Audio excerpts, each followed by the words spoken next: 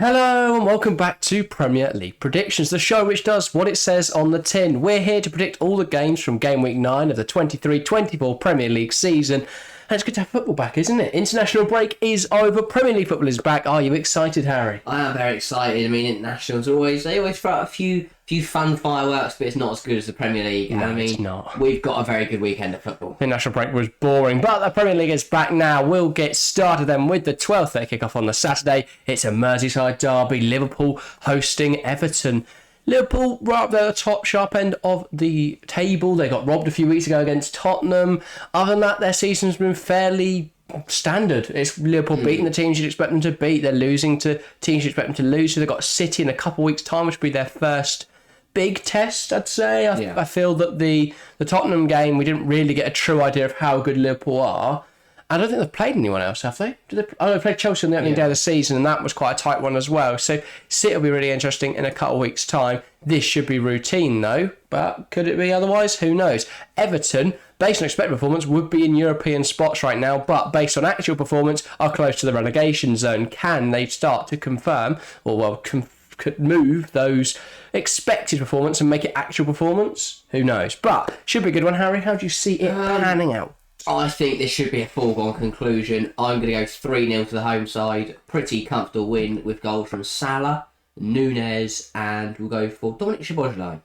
Yeah, fair enough. I think Liverpool are very, very strong. It would be very unwise to bet against them. I'm going to go slightly more modest with a 2-0 win for Liverpool. Still, I think they'll have it comfortable. I don't really see Everton challenging it. I think they'll have chances, but ultimately they don't score enough. And I think eventually Jordan Pickford, while he can make a lot of saves, he can't save everything. Yeah. So I'll go for a Salah goal. And you know what? I'm going to go Kostas Tsimikas. Yeah, it's better to start with Andrew Robertson out injured, and I'm backing him to score. Liverpool 2, Everton 0.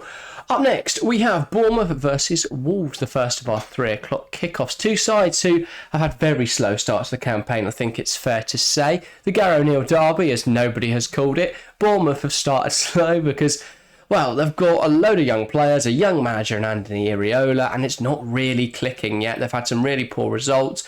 We thought from the opening day of the season, you know what? They may be able to be quite competitive. They were very good against West Ham in that opening game week. Since then, though, not a lot of substance to their performances, and it feels like they are possibly going to get relegated. So there's a lot to think about for Bournemouth. This is a big chance to get 3 points, though, against a Wolves side who have been fairly lacklustre again. We thought they looked all right in opening game weeks. They were quite hard done by in that United game because they easily could have had a penalty when Onana tried to imitate a cannonball. So, yeah, both sides have done okay, but they're struggling at the bottom at the moment and they need points desperately. This is a crucial game. Who's he coming away with the big 3 points? Yeah, I mean, both sides need 3 points, but I think they'll have to settle for 1 each. I look at this game this week, it's going to be the one that nobody's paying attention to, and it's going to be a pretty dull one. I'll go for Bournemouth to open early with a Dom Solanke goal, and then I'll go for a Pedro Neto penalty in the last few minutes of the game to level it up for Wolves. Yeah, fair enough. I think Bournemouth could come back from this break with a bang. They're one of the sides with the fewest international players in the Premier League, so potentially Anthony Iraola's used that international break to install some new ideas into his players, and I think they'll come back rejuvenated. And I think it's going to be a comfortable victory. I'm going to go 3-1 Bournemouth. I think Neto will score for Wolves. He's about all good that going forward that Wolves have at the moment. But I think Bournemouth will reply with a goal through Dom Solanke, a goal through Dango Ouattara. I believe he's fit. If not, that's a terrible prediction. Yeah. And I will go for Philip Billing. Yeah. He's still there, isn't he? Fair enough. 3-1 Bournemouth. I think they just look the better side out of these two. And as I say, without international football, potentially just looking a little fresher than the Wolves players. Up next is Brentford versus Burnley. We've got Brentford who have started this season very slowly by their standards. And, well, last time out against Manchester United, they were 1-0 up and conceded to Scott McTominay double in the last few moments. And that really sunk their ship. Burnley, a very difficult start to the campaign for Burnley, but a win in their game against Luton only 2 weeks ago. That will give them confidence. Could they take that into this game against Brentford? Or will Brentford see that actually the performance against United was right, and if they do that stuff again, they'll get another win. Or they'll get points. Brentford are really weird because they put up good performances against Tottenham and United, but then got absolutely torn apart by Everton. So it's really, but I think they'll get the points across the line here. Burnley haven't had a great start to the season either. I'll go 2-0 to the Bees with a goal from Visser and a goal from Vitaly Janelt. Ooh, fair Good run enough. of form. I can't really put my finger on what it is for Brentford. It feels like they can't kill off games, and potentially that plays into the fact they've not got Ivan Toney, since they can't get the goals to put themselves in winning positions. But I think that they've looked defensively. They've put a lot of players in defence. They've got Mbeumo playing as a wing back at the moment, and yet they don't look defensively solid. So why have they changed shape? I do not understand it. I'm sure Thomas Frank will have some sort of explanation. Whether that will come good or not against Burnley, I'm not sure, but I think it's going to be more misery for Brentford in this game. I'm going to go for a 2-0 away victory for Burnley and a crucial 3 points for Company's side, who start the season very slowly. I will say, Koleosho, with what I believe is his first Premier League goal. Was he scored? First Premier League goal then, and I will say Zeki Amdouni looked really dangerous again in that Luton Town match and against Chelsea indeed as well. So I think he'll get a goal here and a big away win for Burnley. Up next, Manchester City versus Brighton. I think a lot of people would claim this is one of the most exciting games of the weekend. However, in the UK, we cannot watch it. City obviously are the favourites for the title this season, but they did falter last time out against Arsenal and actually now haven't won in their last 3 competitive matches because they've lost to Arsenal, Newcastle and Wolves. So a tough run for the citizens, and it doesn't get easier with Brighton up this weekend. Brighton, they've been very up and down this season. Some weeks they're losing 5-0 to Aston Villa, and others they're beating some of the top sides in the league. So it really could go either way here. Could you see Brighton pulling off an upset, or will City be back to winning ways with Rodri back in the side? I think either way, this game is going to have goals, and more goals. Ooh. I'm going to go for another draw, though. Loving a draw this morning. City have been very convincing, and Brighton are very up and down, so that equals a draw in my books. I'll go 2-2. It'll be City goals from Alvarez and Rodri back in the side, so still no goal for Haaland. And then it'll be Brighton goals from Evan Ferguson and who's going to score? Who's going to score? It's going to be Stupinian. Oh, fair enough. Someone's definitely not captained Haaland this week then in FPL. I think this is going to be an away win. And I know that's going against convention. I know that's going against the grain a little, but I really fancy Brighton in this game. I think City have looked fairly lacklustre in recent weeks. And even with the return of Rodri, I think Brighton have got enough to just tip the scales in their favour. I'm going to go 3-1 Brighton. A big win for the Seagulls. I will say it will be goals from João Pedro, Ansu Fati, his first for the club. And then I will go for Pascal Gross for those 3. And I think City will get consolation through, I want to go someone really rogue, Mateo Kovacic. Why not? No one's got him in FPL, so Mateo Kovacic. Up next, it's Newcastle versus Crystal Palace. Newcastle, they've had an electric start to this campaign. They find themselves in the top 4, which, to be fair, well, around that top 4 area, which to be fair is sort of where you expect to find them. I think they're 6th right now, but they definitely could have done better so far. I think a lot of their performance, or their best performance, has come in Europe, actually. A big win over PSG not too long ago. But they have looked good at times this season. They did tear apart Sheffield United, and Crystal Palace, well, they're going to have to defend very well if they want any chance in this game. Palace, though, however, they're not slouches. This Palace side are very, very good at football. And actually, if anyone's going to stop Eddie Howe, could it be Roy Hodgson? I'd argue potentially. What do you think is going to happen in this game? Roy must have some magic dust or something, because whenever he turns to the Premier League, he always chucks in a few surprises. Newcastle, obviously, a lot of, in the news a lot with the whole Tonali business. We expect he won't play? Yes. You would presume? They miss him? Probably not, because they've got Sean bloody Longstaff. And I think they will get the 3 points, and he will score. I'll go 2-0 to the Toon with goals from Sean Longstaff, and the second one from Alex Isak.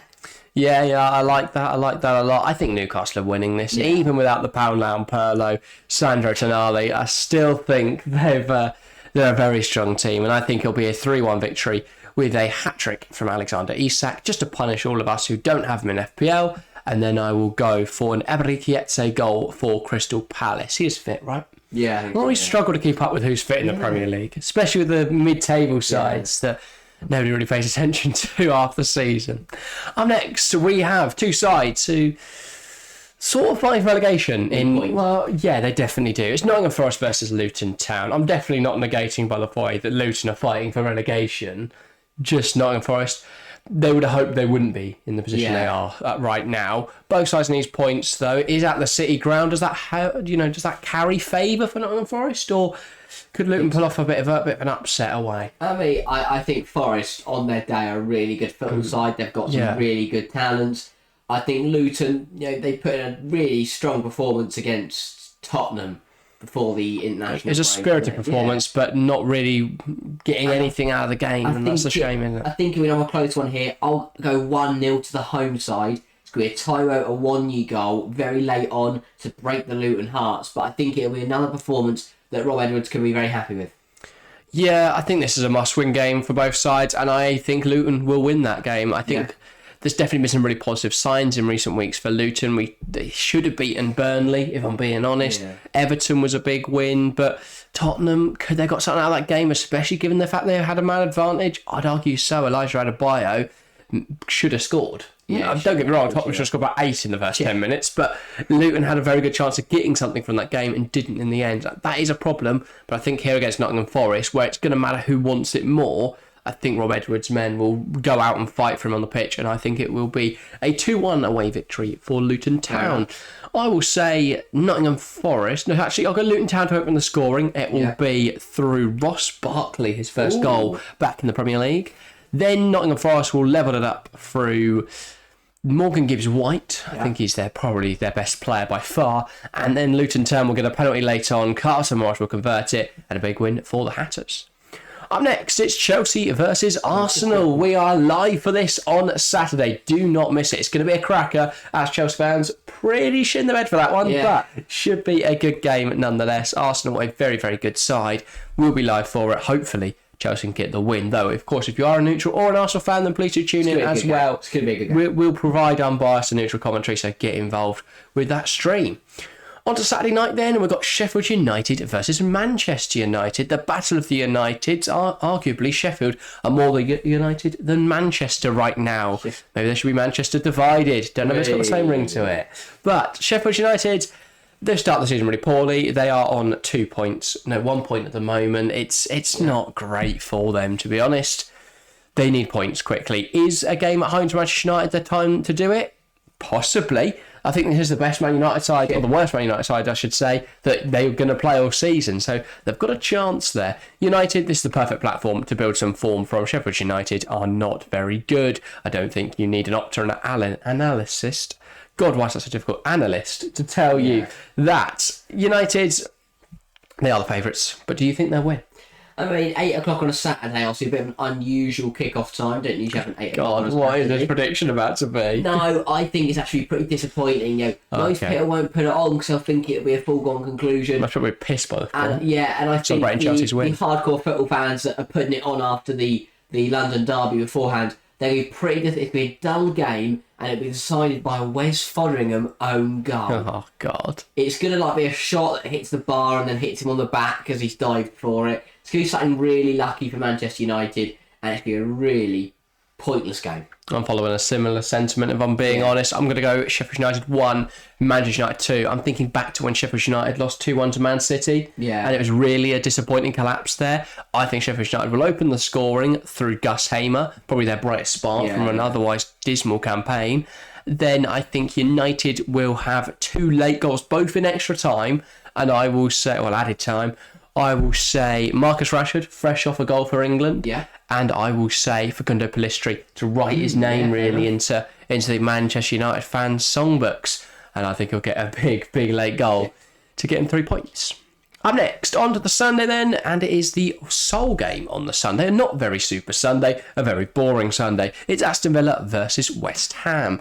Both sides have Europe this season, but both sides don't have that until Thursday, so you can understand why it's on the Sunday. Villa, they've been the most unpredictable side ever. They've been getting battered by Legia and battering Brighton. Who knows what's going to happen in this game? West Ham, they play the most anti-football out there. Can they combat Emery's fun attacking play with Brexit ball? Guess we'll find out. Harry, what do you think? I think it'll be close, but I think Villa will just get away with it at the end. West Ham to open the scoring, though. It'll be a 2-1 scoreline, and the first goal will be from James Ward-Prowse from a free kick.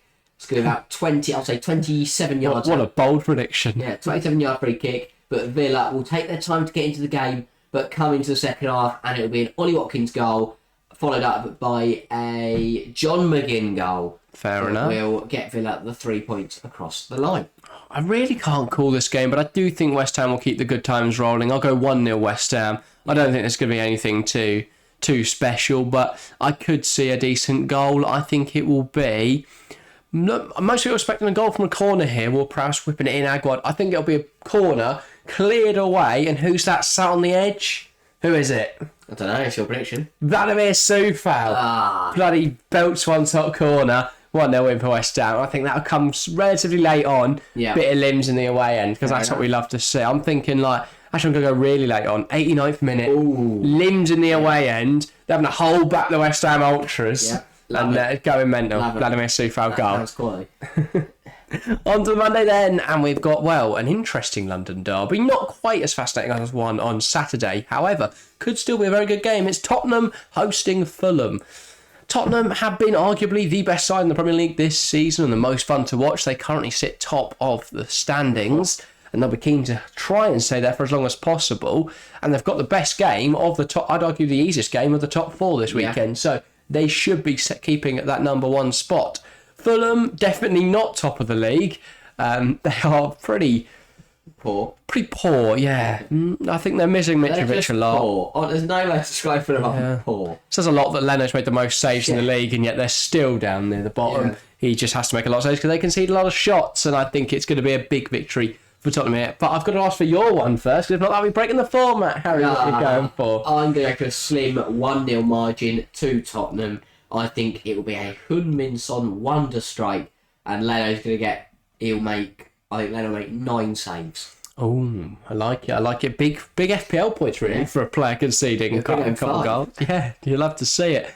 I will go Tottenham 5, Fulham 0. I think this Tottenham side are really bloody good at football, and I think they're due a big victory. They should have scored a hatful against Luton. They didn't. I think they will against Fulham, though, because their defensive organisation is not quite as good as Fulham's. Quite good as Luton's. I will go for Son, Richarlison. I'll say Højbjerg, but he doesn't really play. Sarr. Or Højbjerg might play, actually, because Basuma's injured. I'll go Højbjerg. Yeah. A lot of fans not a huge fan of him, especially with Basuma in form, but I think he'll get a goal here. Silence the haters. That's everything for this week. My voice is fading, but very exciting game of a weekend of football. Hopefully my voice is back for Chelsea versus Arsenal. Should be a good one. Join us live on stream. That's everything for today. Thank you guys very, very much for watching or listening, and we'll see you next time. See ya.